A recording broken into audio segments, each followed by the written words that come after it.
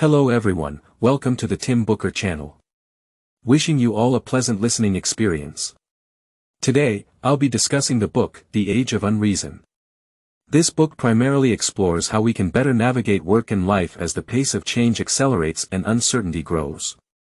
The author of this book is management theorist Charles Handy, hailed as one of Europe's greatest management thinkers.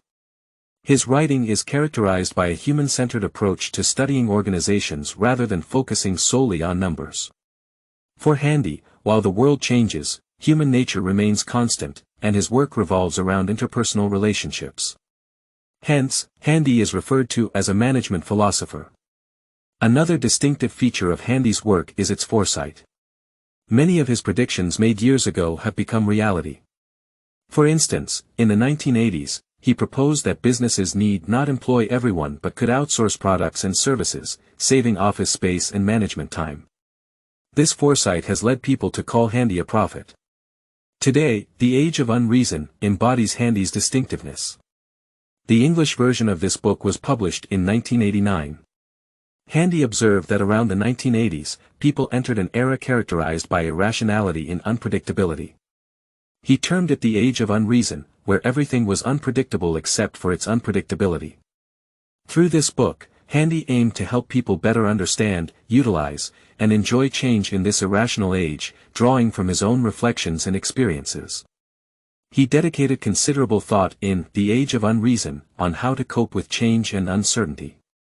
In essence, his viewpoint advocates embracing change rather than resisting it, reconstructing the world instead of conforming to it. Handy quoted the words of playwright George Bernard Shaw in the book, "All progress depends on the unreasonable man. The reasonable man adapts himself to the world, the unreasonable one persists in trying to adapt the world to himself." In subsequent works, Handy continued to reiterate and supplement his viewpoints. Today, I'll be integrating relevant discussions from his other books. Embracing change is an imperative for modern individuals, and I hope Handy's reflections can assist you in navigating uncertainty better. As the philosopher Arthur Schopenhauer put it, life must be lived forward, but it can only be understood backward. Today's discussion comprises three main parts. Firstly, a brief overview of Handy's life and why he penned The Age of Unreason. Secondly, an examination of how businesses should operate in this irrational age. Lastly, how individuals should organize their work and lives amidst this era of unreason. In the first section, let's delve into Handy's background and why he wrote this book. Charles Handy was born in Ireland in 1932. He grew up in a world of certainty, where parents seemed to have answers to everything, and teachers appeared to have solutions to all exercises. As a good child, he listened to his parents, and as a diligent student, he aimed to memorize what the teachers taught. However, he soon realized that some questions couldn't be answered by parents, teachers, or encyclopedias. For instance, if a job required moving to another country, should you accept it? What defines a good life for you, and what is the meaning of life itself? These questions were open-ended, devoid of standard answers. Handy later understood that these answers depended on individuals themselves. Specifically, they relied on our circumstances at present, the priority we assign to different things, and our willingness to take risks and control our destiny.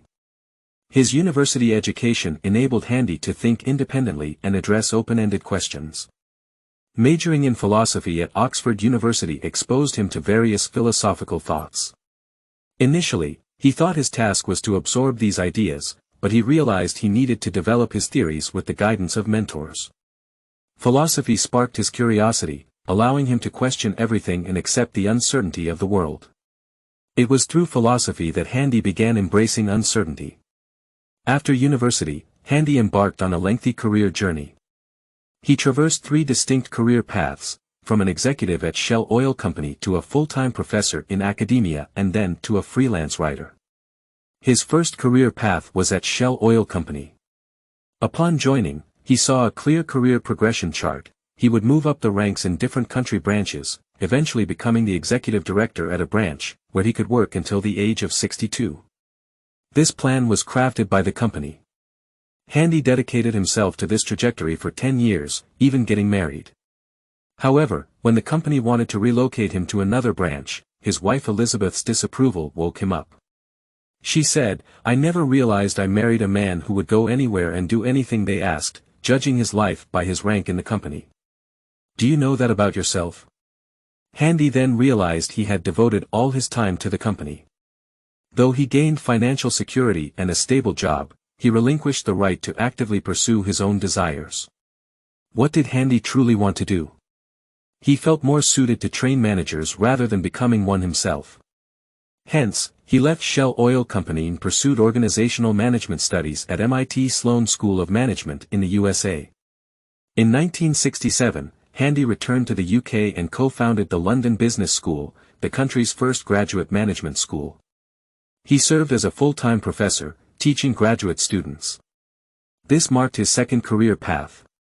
In 1976, Handy published his first book, Understanding Organizations, which became a textbook in business schools, selling over 1 million copies.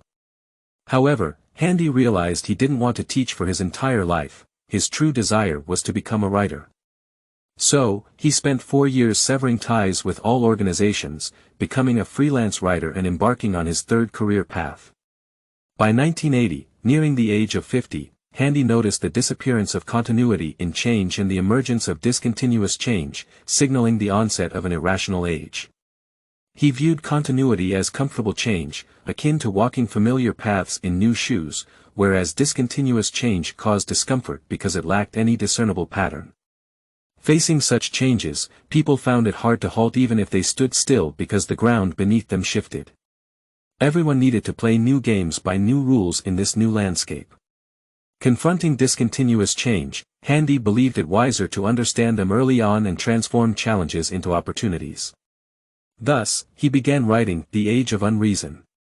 Why did discontinuous change occur? Handy attributed this to the convergence of technology and economy, spawning various changes, especially the amalgamation between information technology and related economic forces. Information technology interconnected computer processing power with microwaves, satellites, and telecommunication fibers.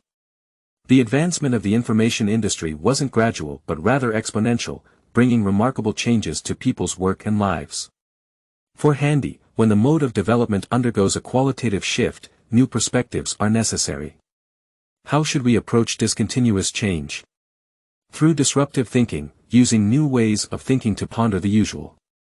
If a business organization adopts this mindset, it questions whether larger scale always equates to better performance.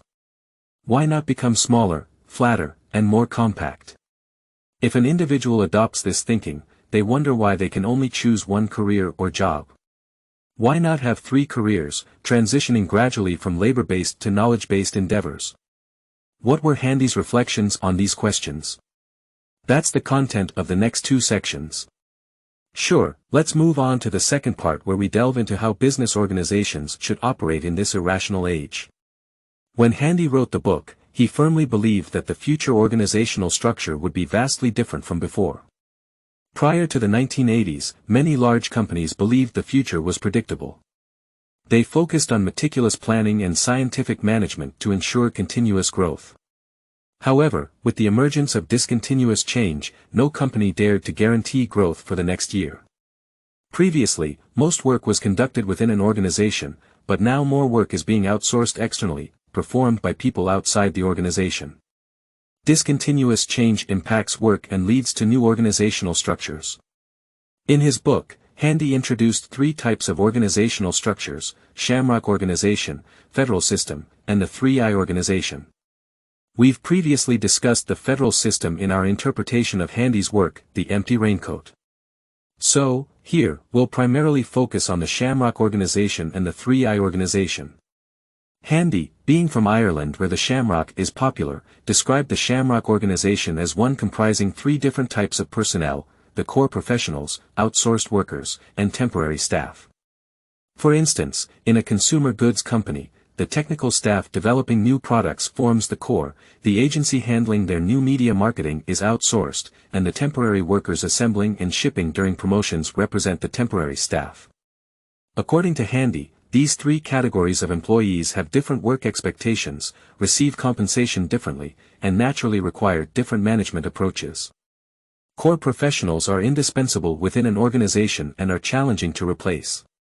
When they join an organization, they consider not just immediate rewards but also future growth prospects.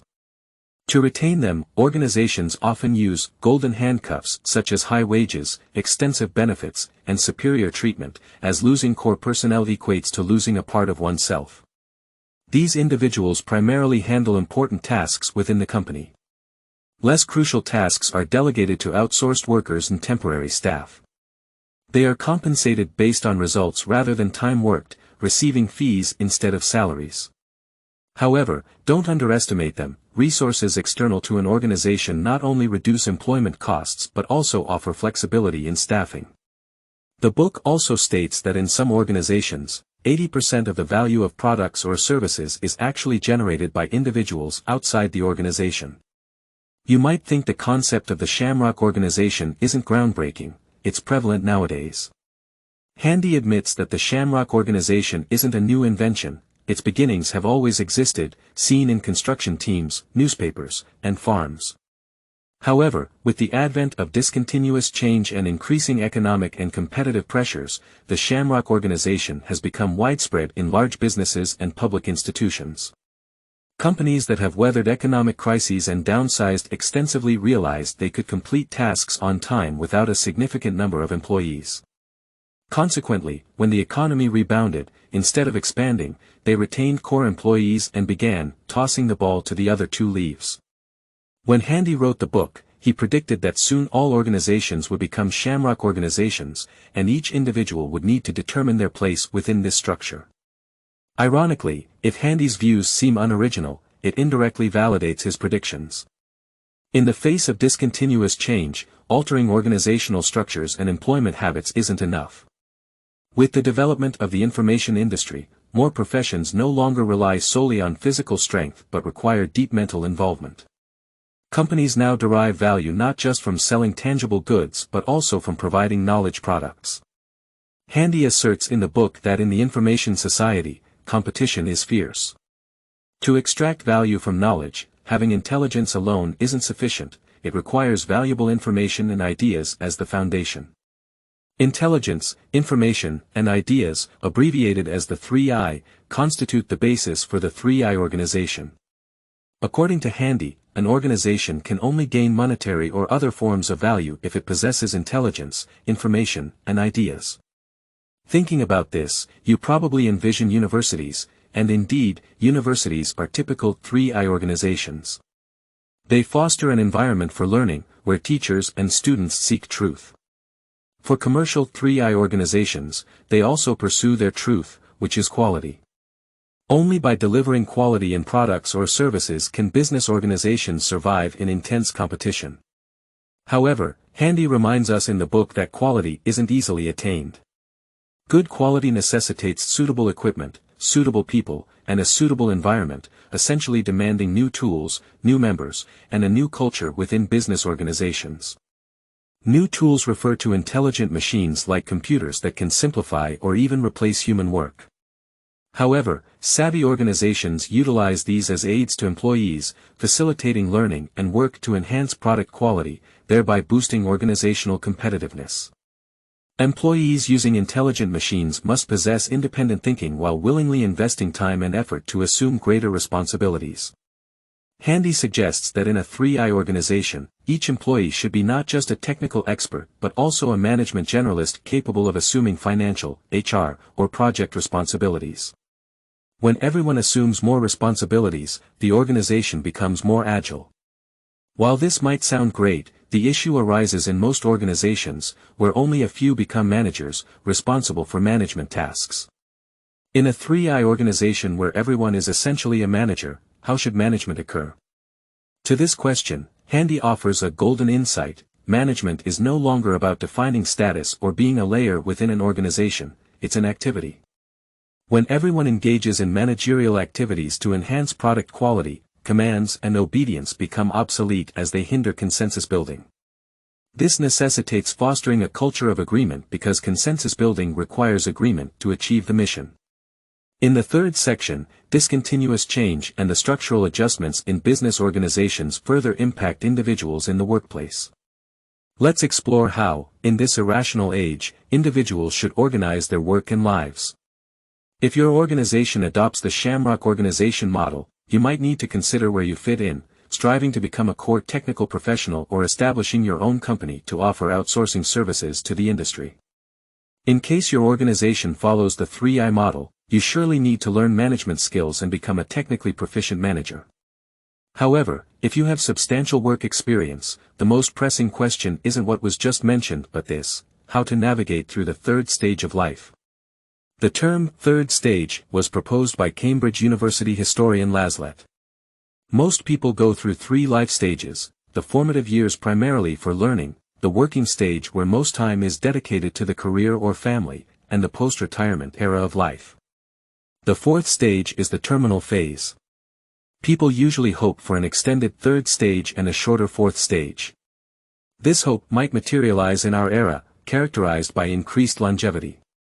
According to the National Health Commission, in 2021, China's average life expectancy rose to 78.2 years, a number likely to increase further. Most people start working around 20 and retire around 50, which means for many, the 3rd stage might be as long as the 2nd. In this prolonged 3rd stage, what should one do? Travel the world or simply relax? Those under significant work pressure often offer various answers, yet they invariably say they won't work after retirement. This perspective, according to Handy, is both sorrowful and peculiar. The sorrow stems from many misconstruing the meaning of work in the 2nd stage due to substantial work pressures. Organizations buy employees' time with wages, but as competition intensifies and labor costs rise, they start meticulously buying and using employee time. For some, work merely means selling their personal time. Handy finds it strange that people don't want to work anymore because, in his view, the 3rd stage signifies the chance to align work with life rather than forcing life to fit into work. This presents a significant opportunity: life and work become intertwined. No more separating work and personal life, no more distinctions between professional and social circles. People can be themselves without playing a role for someone else. Handy suggests turning inevitabilities into opportunities and reshaping one's work during the 3rd stage. So, how does one excel in the 3rd stage? Handy's answer is composite work. He categorizes work into paid, wage-based and fee-based, and unpaid, domestic, volunteer, and learning, work. Exercise, learning a new language, reading, all fall under learning work for the 3rd stage. Individuals can combine these as needed. Hobbies become micro-businesses, cooking becomes a skill, homegrown produce becomes a commodity. By the 3rd stage, with mortgages almost paid off, children independent, and some savings or retirement funds, it's relatively easy to adopt composite work. If you're into investment, you'll notice composite work resembles diversified investments. It's commonly known that putting all eggs in one basket is risky in investment, yet people unintentionally invest most of their life in one asset: work. Not only that, they channel most of their dreams and aspirations into this single asset, work. Hoping to derive money, fame, and spiritual satisfaction, it's no wonder people often find work disappointing as a single avenue cannot fulfill all desires. Handy himself exemplifies composite work. In the 3rd stage of life, his annual schedule looks like this: 150 days of billable work involving managerial tasks, writing, and client meetings, 50 days of voluntary work offering free services to various associations, social groups, and organizations, 75 days of learning work to ensure he keeps pace with societal developments, and finally, 90 days of household chores and leisure time. In his younger days, Handy yearned for the perfect job of his own but later realized such a job doesn't exist in the world. If he wanted it, he had to create it. He combined 2 to 3 different types of work, deriving money, pleasure, and a sense of achievement, effectively creating a perfect job for himself. How do you feel hearing this? I feel envious but also somewhat worried. Worried that my professional skills might become obsolete decades later and concerned about my future learning ability to cope with discontinuous changes. Fortunately, Handy provides both reassurance and a learning approach in his book. He states that learning is a fragile belief for all of us, starting with self-trust. True, meaningful learning comes from experiences and life itself. Discontinuous change is a severe test but also a grand learning journey. So, how can we learn better on this magnificent journey? Handy believes it's best to consider learning as a wheel with 4 parts: posing questions, examining answers, reflecting, and then steering towards another question. To set this wheel in motion, we need to first identify a challenging problem that needs solving, a dilemma requiring a decision, or a challenge that demands confrontation. To find reasonable answers to such problems, we must construct them through thinking and seek solutions by consulting others. Once we have seemingly feasible answers, we must subject them to real-world testing to see if they hold up. Lastly, reflection, what we commonly refer to as postmortems. Regardless of whether the answers were right or wrong, we can learn something through reflection. This method might not sound novel. The crucial aspect isn't the 4 parts of the wheel but the metaphor of the wheel itself. Handy asserts that learning is a cycle of diverse activities. Most people's learning problems don't stem from a missing part of the wheel but from the inability to set it in motion. For instance, some get stuck in the question phase, always asking why and how, finding satisfaction merely in hearing answers. For Handy, these individuals are fascinated by the questioning itself rather than the answers. Others, the pragmatists, rush to find tools to address problems without spending time contemplating or seeking theoretical support. Handy contends that although the problem may be solved, the absence of theory or successful reflection doesn't aid in future successes or improvements. Some are adept problem solvers but struggle to articulate their path to success because they haven't completed all stages of the learning cycle. In essence, for anyone wanting to learn but failing to kickstart the learning wheel, their problem might lie in being enthusiasts of a singular phase in the learning process rather than practitioners of the entire learning cycle. After finishing the book, I feel Handy's advice on learning isn't just applicable to those in the 3rd stage of life but also suitable for young individuals who are studying and working. I'd like to share a few of his quotes with you. Handy said, "Learning isn't research or training, it's the movement of thought, the habit of life, the way of thinking about things, and a path to growth. Learning isn't about finding out what others already know. It's about our purposes, solving our problems, whether questioning, thinking, or validating, always seeking until the solution becomes part of our lives." In conclusion, the essence of The Age of Unreason from this book has been interpreted for you up to this point. I'd also like to explain why I wanted to explore and introduce Charles Handy's work to you. You might be familiar with Professor Wu Bei-Fan. He hosts many courses and is a business thinker. Once, I heard him say that everyone may feel anxious due to uncertainty, but he doesn't because he read Handy's books. After reading, he understood that the only certainty is uncertainty, so there's no need to worry. Hence, I started reading Handy's books gradually. Handy once categorized the world's problems into 2 types based on whether they could find a single answer: convergent problems, such as finding the shortest route to the restroom, and divergent problems, like why you need to go to the restroom, whether it's to use it or change clothes, wash hands, and so on. Divergent problems don't have standard answers. Why did I mention these 2 paragraphs just now? Did you feel that uncertainty is like a prism? Standing on its left, we perceive that the problems in work and life, when compounded with uncertainty, turn into divergent problems with no standard answers. However, Professor Wu's perspective stands on the right side of this prism. From there, those perplexing divergent problems can actually converge into one answer: welcoming change, embracing uncertainty. Congratulations on finishing another book. Thank you all for your support and attention. Please subscribe to the Tim Booker channel, like, and share this valuable knowledge with friends around you. Let's combine wisdom with practice, achieve our financial goals, and create a better future together. Thank you, goodbye.